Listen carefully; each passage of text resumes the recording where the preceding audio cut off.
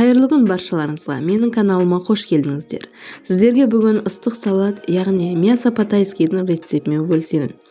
Тура ресторандағыдай болып шығатын өте дәмді, кез келген дастарханның көркін келтіретін салатты жасаймыз.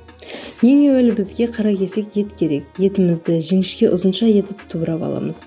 Содан соң ыдысымызға салып, дәміне қарап, тұз салып, соевый соусымызды құйып, араластырып қойып қоямыз.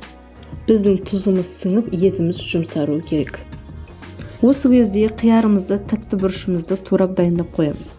Қиярды дәл осылай ұзынша етіп тураймыз. Тәтті бұрышымызды ұзынша етіп турап аламыз. Тәтті бұрышымыздың сары, жасыл түстерінен де алсаңыздар болады.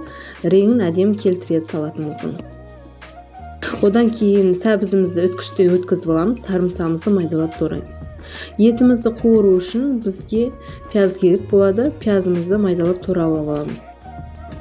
Ыдысымызға май құйып қыздырамыз. Қызған табамыздың үстіне етімізді салып 3-4 минут кішкене қызарғанша қуырып аламыз.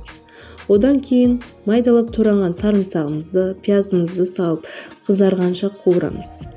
Пияздың суы шығып, қызарғанда бетін жауып 10-15 минутқа баяу отқа пісіріп аламыз. Піскен етіміздің үстіне алдын ала дайындалған көкөністерімізді салып, 2-3 минут көлемінде араластырып, кішкене қуырып аламыз. Отта көп ұстаудың қажеті жоқ. Осыдан кейін ыдысымызға салып, көкөністерімізді үстінен кішкене сарымсақты, қытай тұзын және қызыл бұрышты салып араластырып аламыз.